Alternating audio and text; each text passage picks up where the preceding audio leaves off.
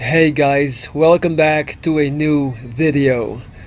A video that honestly I never thought in my wildest dreams I would ever have to make, but here we are. You read the title, you know what it's about, so I'm not going to waste any time and I'm just going to get straight into it. All the events that I'm about to talk about took place 3 days ago. I deliberately chose not to make the video the day after it happened because I was in pure shock, obviously, and I really wanted to take my time and have some time to let the situation sink in so I wouldn't say anything too extreme or too emotional, and I would have a few nights to sleep about it so that the things that I'm about to tell you guys are things that I'm going to be able to stand by a few months or even years from now. So 3 days ago, I'm in Medellin, Colombia. I'm coming home from the gym. It's about 1:30 in the afternoon, and I'm coming home to my hostel, which I was staying at the time. Earlier that day, I had subscribed to do a free walk-in tour together with a bunch of people in my hostel. So I walk into the hostel's communal area. It's about 1:45 at this point. I asked them, hey guys, are you guys getting ready to go to the walk-in tour? Do you know where it is?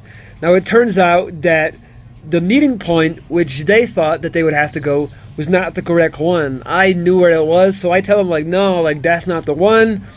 The actual meeting point is way further. It's actually a 15-minute cab drive. So they thought that they were able to walk to the meeting point where we would gather with a larger group to commence the walk-in tour, but that was not the case. We actually had to go to a metro station, which was quite far.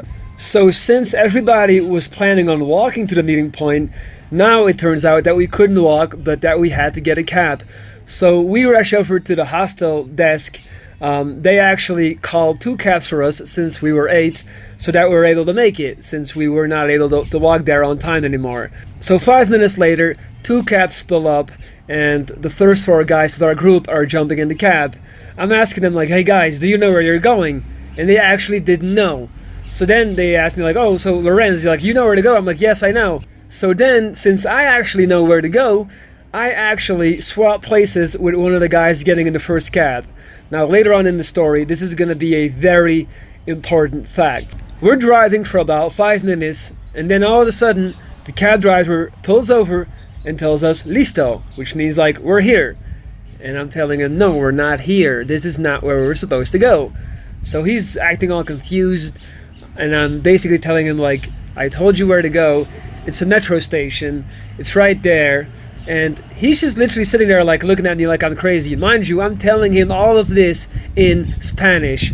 So I pull out my phone, I use Google Maps, and I tell him, look, you have to go here. I tell him exactly where to go. So we start driving again, and every single second it's becoming more and more apparent to me that our cab driver does not know what the hell he's doing. So I'm sitting there how are you a cab driver? He's well in his 40s, maybe even 50, and you don't know where the metro station is. So I literally have no choice but to pull my phone out and tell him exactly where to go. So at this point I'm telling him, take a left here, take a right here, keep going straight. Which is absolutely insane when you think about it. But, I'm just trying to get there. I'm the one who knows where we're supposed to go. We got 3 guys in the back from my hostel, and they're relying on me, to get there on time, since we're running against the clock, since we were already running late. So about 10 minutes later, he pulls over again, telling us, yeah, we're here. And I'm telling him, no, we're not here. Look, we are the blue dot, and we have to get to the red dot. So obviously, we're not here. So again, he has to do a U-turn and do some kind of weird maneuver. Now, this is something that has been happening a lot since I've been in Colombia. A lot of these cab drivers, they will actually deliberately take the wrong route so it'll take longer and they can run up the meter and charge you more. Not only that, I've had another cab driver stop to actually pump up his tires in the middle of my trip. I'm talking putting actual air into the tires. Apparently it was very necessary at that time. I had another cab driver pull over to stop and get gas. All this while the meter kept running. So it has become very apparent to me that many of these cab drivers try to take advantage of you when it's clear that you're a tourist. So they'll do literally anything to try and run up the meter, even if that means acting like they don't know where the metro station is. So then finally, we're standing at a red light. We're about 2 minutes walking distance away from the metro station, and I tell him, look, this is fine. We're close enough. I can't take any more of this. Let's just, pull over here, and we'll pay, we'll get out, and we'll walk the rest of the way. At this point, I've already had my phone out in the cab the entire ride, which is obviously not a good idea. But I was left with no choice. The guy literally didn't know where to go. So then, I'm looking at the meter, and it says about 11,450 pesos. So I'm telling the guys, like, it's going to be around 3,000 something each. And they're all saying basically like, look, we don't have change. So one person decides to front the whole bill. So then later on, we can pay him back. So to make sure that everything is handled correctly and we're able to pay back the exact amount owed to the guy fronting us, I actually take a picture of the meter. So we're standing at a red light. There's cars in front of us, cars behind us, cars to the left, and cars to the right. Traffic is not moving, so we pay our cab driver, we're about to hop out, and that's when it happened. The first thing I noticed was the guy to the left. A guy on a motorbike with a black helmet, black leather jacket, and he literally has his motorbike against our cab car. And he's just like basically looking in, sticking his head against the window on the side of our cab driver. So I'm like, what the hell? And then I look to the right, and that's when I noticed the second guy who's on my side of the window. My window was halfway down, and I'm looking at him, I'm looking at the other guy. I look back to the guy at the right. I mean, I had no idea what was going on. All of this is happening in a flash second. So the next thing I know, the guy on my side pulls out this huge, shiny silver chrome revolver, sticks it through the window right in my face, and tells me, telefono. And that's when I realized, like, I couldn't believe it.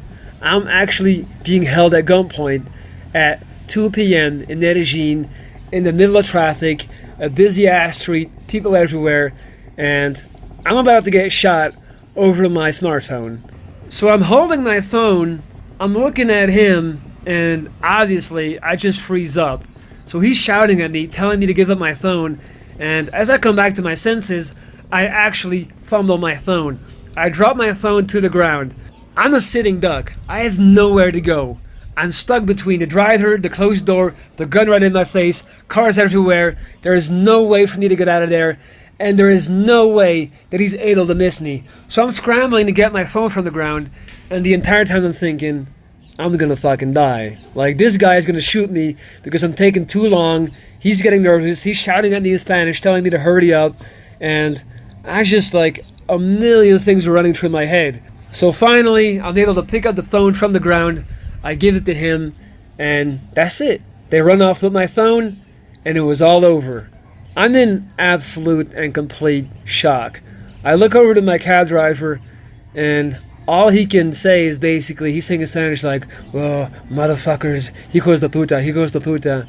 It just feels like everything is happening in slow motion. I'm not sure where I'm at or what's going on. All I know is that I have to get out of that cab. So I get out the cab, I walk to the pavement, and the first thing I notice is there's a police agent standing right there. Not even 10 meters from our car, there's a cop. And honestly, I don't know if he saw what happened. I hope that he didn't, but a part of me tells me he did. Like, he was right there as it was happening. Like, it would just be so hard for him not to have noticed. We were in there for at least, the whole thing was taking at least 20 seconds since I dropped my phone. And I mean, I don't know, maybe he didn't. One of my friends told me afterwards that there was like a big bus blocking our right side, so maybe he was behind the bus and he didn't see it. But I would be lying if I told you guys that I know for a fact that he didn't see it. At this point, my trust in the whole system out here is just completely gone. I feel like there's so many corrupt people in terms of like cab drivers and police agents. So that's the story. Those are the facts. And honestly, I still haven't recovered from it. Like, I've been thinking about it every single day, every single moment. You know, when I'm walking down the street, all I see is bad people. I'm paranoid as hell, and my very first instinct that day was, I want to go home. Like, get me out of this country, get me away from these people. Like, this is not, like, how is this normal? How is this acceptable?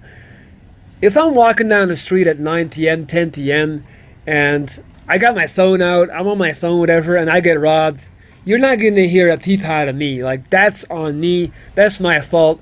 Even though it's never really the victim's fault, to be honest. But, you know, given like, knowing where you're at, that's your fault. Like, you shouldn't be on your phone when you're walking down the street, whatever. But if you're not able to take a cab at 2 in the afternoon without getting robbed at gunpoint, I mean, I don't know what to tell you. That's just not something that I am willing to accept as normal. That's just not something that, for me, will ever be like, you know, okay, or like it happens. Like, nah. Funny enough, my first instinct was to still make it to the meeting point of the walking tour. Like, I actually told the guys, like, guys, let's go and do the walking tour. We made it this far, we might as well do it. Looking back on it, I guess I was somehow trying to regain control of something, regain control of the situation by still going to the walking tour. We actually never ended up finding them since we were late. So then we decided to take the metro back to the hostel. At this point, I was not getting in any more cabs. My trust in Colombian cabs is completely gone. Because, truth be told, the cab driver and his sheer incompetence is the reason I was put in that situation.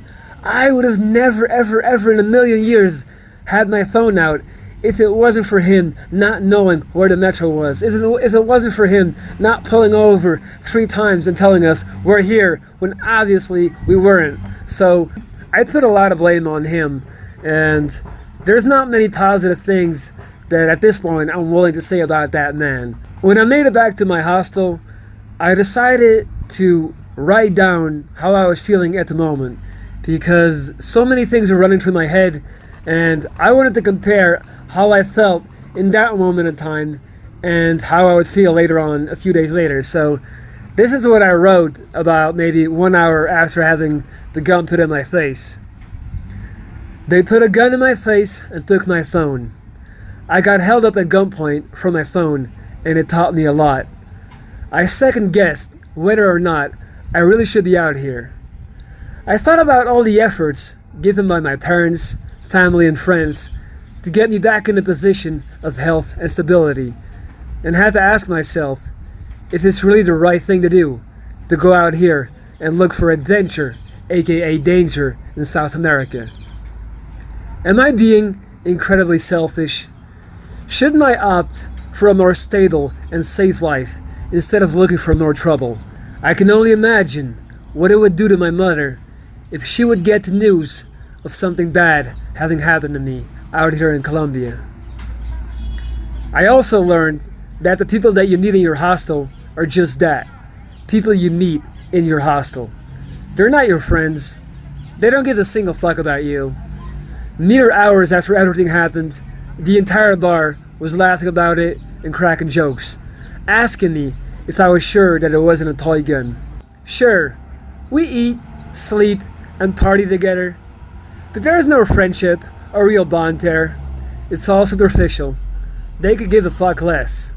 This was the first time on my trip that I truly missed my friends and family. This is the first time on my trip that I wanted to go home. But I won't. I can't let them win. And really, it wouldn't solve anything. So to sum it up, my initial emotions were those of guilt. I was feeling very guilty because I've been through all these surgeries. All these amazing people back home gave me their best efforts and did everything they could to put me back in the position of health and stability. And then what do? I go out to Colombia, Medellin, and almost get shot in my face over a 2-year-old cracked screen smartphone. So how do I feel now, a few days later? Honestly, I'm still pretty paranoid. It's still going through my head, and when I walk down the street, I'm on edge. I don't feel as safe as I used to, and it's gonna take me some time to get over this. Now, am I going home? Am I giving up? Hell no. Going home is not going to solve anything. And honestly, I'm not going to let some street thug with a gun dictate my life and where I'm going next. I'm going to continue traveling in Colombia, even if it means having to be paranoid and, having to have nightmares. I know for a fact this too won't last, this too shall pass, and it's yet another mental hurdle and mental exercise for me to overcome. I still feel like Colombia is an amazing country, and the majority of the people out here are absolutely amazing. But at the same time, I do feel like people are sometimes looking at the whole country and where it's at through a pink lens. Yes, they've come a very long way, and it's a lot better now than it was 10 years ago, undoubtedly. But it's still pretty bad, and it's not sweet. And honestly, it's still pretty dangerous. If you're able to get held up at gunpoint at 2 p.m. in a cab, in the street with cops standing right by you, you're not in a safe country. And that's the reality of the situation. And I just meet so many people that just want Colombia to be safe so bad. And they just keep saying like, it's all good, it's amazing, it's safe. But really it's not. Now, does that mean that you shouldn't come here? No, it doesn't. But when you do come out here, learn from my mistakes and realize that you're still in a very, very dangerous place where anything can happen at any given moment, especially in the big cities. So that's why right now I'm spending a few days in Guatape, which is about a 2-hour drive from Medellin. It's this beautiful place out here in nature, as you can tell. I'm sitting by the lake, sitting by these amazing mountains, and I definitely need a few days here just to kind of like recalibrate and get my head on straight again. So that's it, that's the video. I'm gonna wrap it up here. Thank you guys for watching. I'm not gonna stop vlogging. This is just a bump in the road, and hopefully I'll be able to look back on this video in a few weeks or months and smile. So thanks for watching. Don't worry, I'm still here, I'm safe, I'm not going anywhere. It's your boy Benzo, checking out.